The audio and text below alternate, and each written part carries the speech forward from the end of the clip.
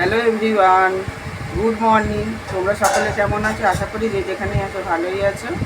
আজকে জুন মাসের 3 তারিখ। আজকে ছোটো ছেলে স্কুল খুলেছে, 11-এ উঠেছে। আজকে স্কুলে যেতে হবে, তাই জন্য টিফিন বানাচ্ছি। আলুর তরকারি বসিয়ে দিয়েছি, আর এবার রুটি করব, সেই জন্য আটা মাখতে বসেছি। চা খাওয়া হয়ে গেছে, নিয়ে বসে গেছি। তরকারিও হয়ে গেছে, রুটিও কমপ্লিট। আর এটার মধ্যে ছেলের টিফিন গুছিয়ে দিয়েছি। এই যে রুটি আর তরকারি আছে এর মধ্যে। অনেকক্ষণ পর ফেরত আসলাম বন্ধুরা। ছেলে অনেকক্ষণই স্কুল চলে গেছে, এখন 11:40 বাজে। বাজার করে আনলাম আলু, টমেটো, কুদলি আর হচ্ছে পটলের তরকারি এখন বসিয়েছি। যে পটল ভাজতে দিয়েছি, আর পটল আলুর দম হবে। এই যে আলু কেটে রেখেছি, ধুয়ে জল ঝরাতে দিয়েছি।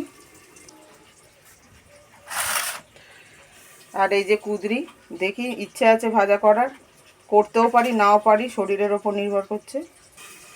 আমার যা বাপের বাড়ি থেকে যে আম দিয়ে গেল। আর এই যে হাজব্যান্ড পাখা সারাচ্ছে। দেখো কত যন্ত্রপাতি বের করা আছে।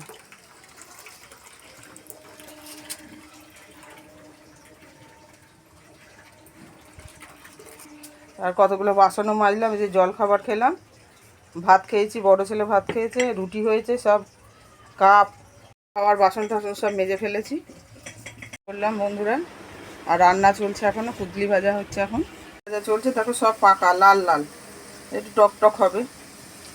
এই যে কত কাচাকুচি করেছি দেখো, বিছানার চাদর, বালিশের ওয়ার, এই যে নাইটি, এত কিছু কাচলাম। আবার দেখো কচুর শাক কেটে নিয়ে আসলাম, এত সুন্দর বড় বড় হয়ে রয়েছে। আমাদের কিনতে হয় না কচুর শাক, কচুর শাক আমরা কিনি না। আশেপাশে সব জঙ্গল হয়ে রয়েছে এরকম, এখান থেকে সব তুলে তুলে নিয়ে গিয়ে বিক্রিও করে। আর এত সুন্দর হয়েছে, কে টাকা দিয়ে কিনতে যাবে। এখন এটা কেটে নিয়ে আসলাম, খেতে ইচ্ছা করছে দেখে। একটু হাওয়া খাই, আর একটু এই যে পপকর্ন খাবো। সমস্ত কাজ সেরে স্নান করে উঠলাম বন্ধুরা। আর ব্লাউজ নিয়ে বসে হেমো করছিলাম, দুটোই হুক লাগালাম। ঘর ঝাড় দিয়েছি, মুছেছি, গ্যাস ওভেন মুছেছি, বাসন মেজেছি, তারপর স্নান করে উঠেছি। এবার ভাত খাবো, খুব খিদে পেয়ে গেছে, হজম হয়ে গেছে খাওয়ার। এই যে দেখো ভাত বেড়ে নিয়েছি, পুতলি ভাজা, পটল আলুর রসা, তেঁতুল দিয়ে মুসুর ডাল, আর আম কেটে নিয়েছি। চলো এবার খেয়ে নিতে হবে, খেতে বসে যাই। খেয়ে দিয়ে অনেকক্ষণই তো উঠেছি, সেই থেকে ব্লাউজ হেম করে যাচ্ছি। আর হাজব্যান্ড আসলো, চান করে পুজো দিয়ে এখন খেয়ে দিয়ে উঠলো। পর ফেরত আসলাম বন্ধুরা। অনেক কিছু কাজ করলাম, মাঝখানে একটু ঘুমিয়েছি। তারপর ছোটো ছেলে স্কুল থেকে আসলো, তাকে খাইয়েছি, পড়তেও চলে গেছে, 2 জায়গায় পড়া রয়েছে। আর কচু শাকগুলো সব কেটে ফেলেছি। হাত চুলকাচ্ছে, কালারও পাল্টে গেছে আঙুলের, এই দেখো কি বিচ্ছিরি অবস্থা। তাও ঘষেছি, কিছুটা উঠেছে আর কিছুটা রয়ে গেছে।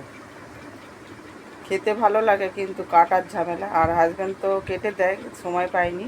পাকা সারাতে গেছিলো, সারিয়েছে, সেগুলো আর বাড়িতে দিতে গেছিলো, সেগুলো ফিটিং করে আবার লাগানো, এইসবের জন্য আর সময় পাইনি। এখন চা নিয়ে বসে গেছি, টিভি দেখছি। এই দেখো অনেকগুলো কচুর শাক হয়েছে, এখানে আছে একটু, অনেকটা এখানেই আছে কচুর শাক, কিছুটা এখানে আছে থালায়। আবার অনেকক্ষণ পর ফেরত আসলাম বন্ধুরা। বিকেলবেলা চাটা খাওয়া হয়ে গিয়ে তারপরে বাচ্চাদের পড়ালাম, পড়ানো একটু আগেই শেষ হলো। আর লোকনাথ বাবার পুজো হয়েছিল, একজনদের বাড়ি থেকে কাকিমা দিয়ে গেল প্রসাদ, সেই প্রসাদ খেলাম। আর হাজব্যান্ডের জন্য বাটিতে তুলে রেখেছি। আর এদিকে এবার ডাল তরকারি গরম করতে বসিয়েছি, তরকারি আগে দিয়েছি গরম করতে। আর হাজব্যান্ডের ফোনটা খারাপ হয়ে গেছে, কিপ্যাড ফোন, তাই জন্য এখন একটা কিনে নিয়ে আসলো কোম্পানি। এ দেখো হেডফোনও দিয়েছে, আগে হেডফোন, আগের ফোনটা হেডফোন মানে ইউজ করা যেত না। আর এটা চার্জার, বাহ পুরো অন্য রকম তো, বেশ ভালো হয়েছে, খুবই দরকার ছিল। হাজব্যান্ডের ফোন তো খুবই দরকারি জিনিস, মানে ফোন ছাড়া এক মুহূর্তে চলবে না, কাজের সব রকম খবর আসে এই ফোনে। আর নাম্বারগুলো তো ওই যে ফোনটা বারবার বন্ধ হয়ে যাচ্ছে, মানে ব্যাটারি খারাপ হয়ে গেছে, এবার তো কেউ তো যোগাযোগ করতে পারবে না, সমস্ত নাম্বার ওই ফোনের মধ্যে। খাওয়া দাওয়া সব হয়ে গেছে, ছোটো ছেলেকে খাইয়ে দিলাম, পড়ে আসলো।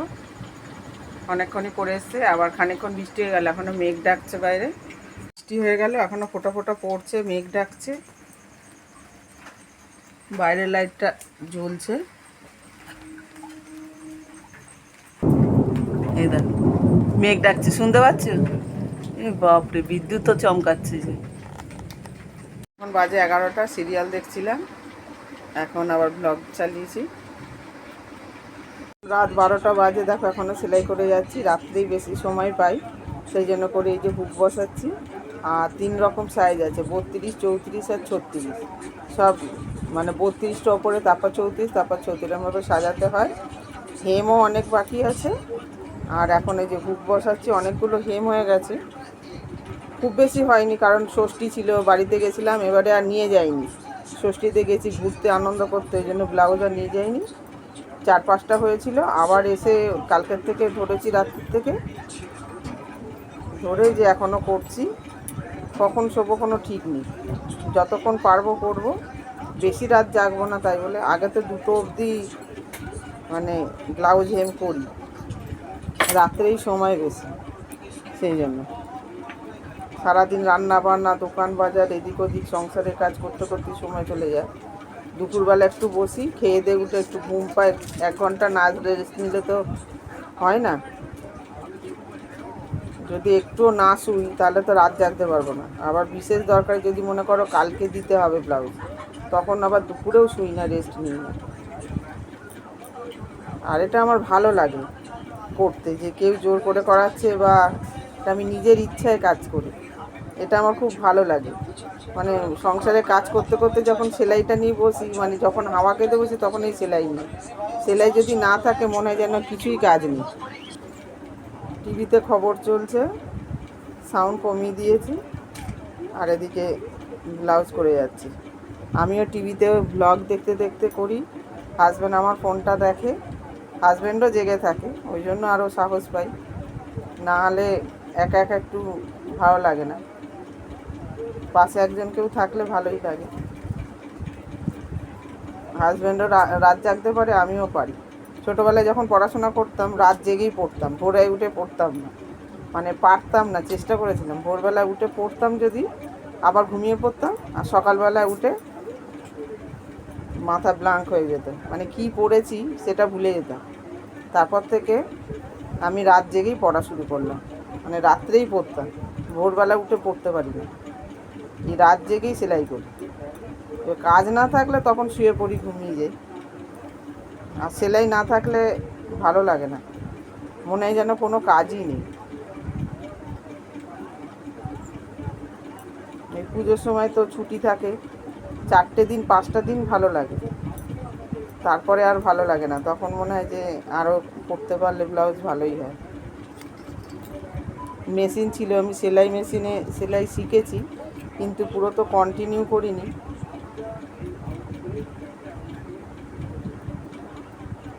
একটা দিদিমণির কাছে, বয়স্ক মহিলার কাছে করেছিলাম, শিখেছিলাম, মানে বেশি কিছু না। তখন রুমাল ছাটের টেপ জামা ছিল, রুমাল ছাটের টেপ জামা বানিয়েছি, পেটিকোট বানানো শিখেছি, তারপরে চুড়িদার বানানো শিখেছি, কিন্তু কোনো প্র্যাকটিস নেই তো, এখন ভুলে গেছি, মানে এখন মেশিনে সুতো পরাতেও মানে ভুলে গেছি।